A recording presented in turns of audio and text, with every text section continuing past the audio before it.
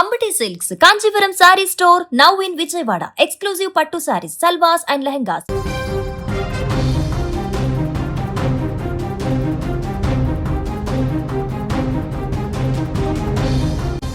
అక్షయ తృతీయ వేళ ఆకాశమే అద్దుగా దూసుకుపోయినటువంటి పసిడి ధరలు ఒక్కసారిగా రివర్స్ గేర్ వేశాయి. కొనుగోలుదారులకు ఇది నిజంగానే కొంతమేరకు శుభవార్త అని చెప్పొచ్చు. నిన్నటి వరకు పెరుగుతూ వచ్చినటువంటి పసిడి ధరలు ఒక్కసారిగా కొంత తగ్గుదల కనిపించింది.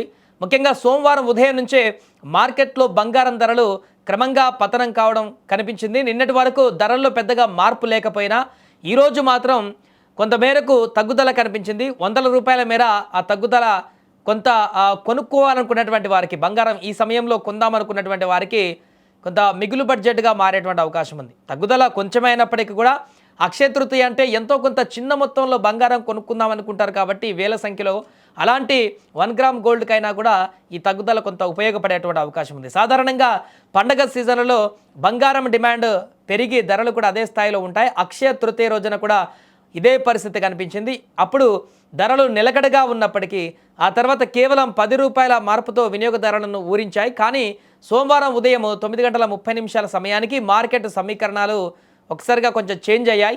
అంతర్జాతీయ మార్కెట్ ప్రభావమో లేక స్థానిక కారణాలు కానీ బంగారం ధరల్లో ఊహించని మలుపు చోటు చేసుకుంది. రివర్స్లో పతనం మనకు కనిపించింది. ప్రస్తుతం ఉన్నటువంటి గణాంకాలను పరిశీలిస్తే 24 క్యారెట్ల స్వచ్ఛమైన బంగారం పైన 490 రూపాయలు తగ్గుదల నమోదైంది.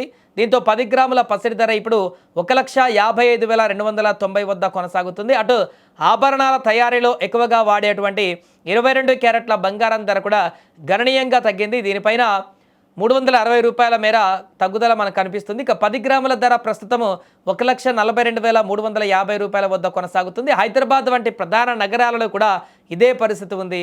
ఇక్కడ 24 క్యారెట్ల బంగారం ధర 1,55,290 ఉండగా 22 క్యారెట్ల బంగారం ధర 1,42,350గా రికార్డ్ అయింది. పెళ్లిళ్ల సీజన్ నడుస్తున్నటువంటి తరుణంలో ఈ తగ్గుదల సామాన్యులకు పెద్ద ఊరటనిస్తోంది. ఇక మరోవైపు వెండి ధరలు కూడా స్వల్పంగా తగ్గుముఖం పట్టాయి. బంగారం తరహాలో భారీ పతనం లేకపోయినా వెండి కూడా వెనక్కి తగ్గింది. కిలో వెండి పైన సుమారు 100 రూపాయల తగ్గడంతో ప్రస్తుతం ధర 2,74,900 వద్ద కొనసాగుతుంది. అయితే ప్రాంతాలను బట్టి ధరల్లో స్వల్ప తేడాలు కనిపిస్తున్నాయి.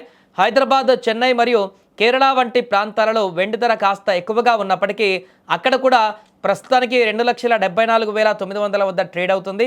ఇక పసిడి బాటలోని వెండి కూడా పయనిస్తుండడం గమనార్హం.